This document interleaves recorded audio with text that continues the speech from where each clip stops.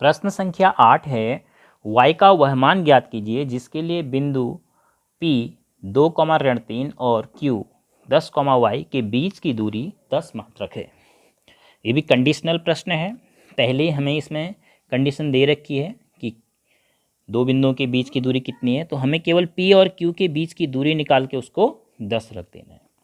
तो चूंकि D बराबर आप लिखेंगे सूत्र x1 माइनस x2 का whole square plus y1 minus y2 का होल स्क्वायर। अब D हमें किन दो बिंदुओं के बीच की दूरी की बात करनी है, PQ। तो PQ बराबर PQ ज्ञात करेंगे तो P और Q साथ साथ दिए हैं, तो 2 ऋण 10 करें या 10 ऋण 2 करें, 10 ऋण 2 का वर्ग धन, अब इधर से घटा रहे हैं तो y से घटाएंगे तो y ऋण 3 तो धन 3 का वर्ग हो जाएगा। इसको आप हमेशा ध्यान रखिए, इसमें ऋण के बाद ऋण आ रहा है तो धन लिख सकते हैं। अब PQ की दूरी दे रखी है 10 मात्रक, तो PQ के नीचे हमने लिख दिया 10 बराबर 10 में से 2 घटाया 8 का वर्ग और धन यहाँ ओपन करेंगे a square plus b square plus 2 गुणा a गुणा b, तो a की जगह y था, b की जगह 3 था, तो ये आपका ब्रैकेट ओपन करके आया। अब अगर आप वर्ग करते हैं दोनों पक्षों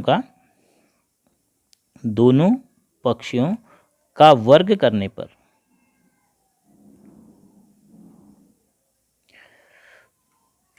बाएं पक्ष में 10 था तो 10 का वर्ग बराबर आपके पास 8 8 64, इसको सॉल्व भी कर लेते हैं, धन y स्क्वायर धन 3 तिया 9 धन 3 दूनी 6y।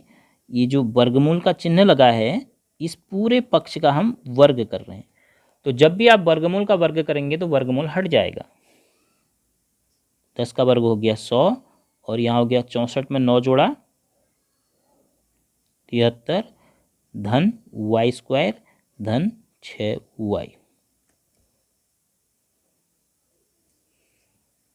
तो अब अगर हम 100 का पक्षांतर करते हैं तो यहाँ बचता है 0 और इसको अरेंज कर रहे हैं, पहले 2 घात फिर 1 घात फिर उसके बाद धन 73, उसके पीछे पक्षांतर करके 100, तो इस पूरे पक्ष को हम बाईं ओर ले आ रहे हैं। पूरे पक्ष का हम अगर स्थानांतरण कर रहे हैं तब कोई फर्क नहीं पड़ता चिन्ह में, तो इसमें से हम इसको घटाएंगे तो कितना आ जाएगा, ऋण 27 बराबर 0। अब यह आपके अध्याय 4 में द्विघात समीकरण आ गई, तो y के मान आपने इस द्विघात समीकरण को हल करके प्राप्त करने होंगे।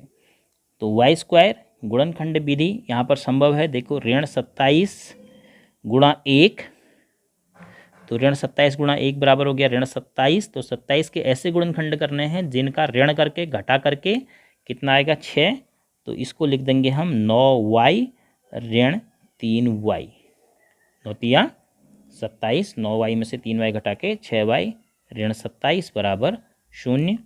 तो यहाँ y कॉमन लिया तो y धन 9। इसी प्रकार से गुणनखंड विधि में आप हल करते थे द्विघात समीकरण को, तो y धन 9, उसके बाद जो भी चिन्ह है उसको कॉमन ले लिया, 3 कॉमन आपको दिख रहा तो y धन 9 बचेगा ब्रैकेट में बराबर 0। तो एक ब्रैकेट में y धन 9 दोनों जगह कॉमन है तो y धन 9 और बचा y इसमें, और यहाँ बचा ऋण 3 बराबर 0। तो इस आधार पर आपके y के 2 मान आ गए। यदि यह 0 होता है y बराबर आ गया ऋण 9, और यदि यह गुणनखंड 0 होता है तो y बराबर आ गया 3। तो इस प्रकार आप कह सकते हैं कि y के 2 मान यहाँ पर संभव हैं, एक तो है ऋण 9 और एक है 3। ये आपका आंसर हो गया।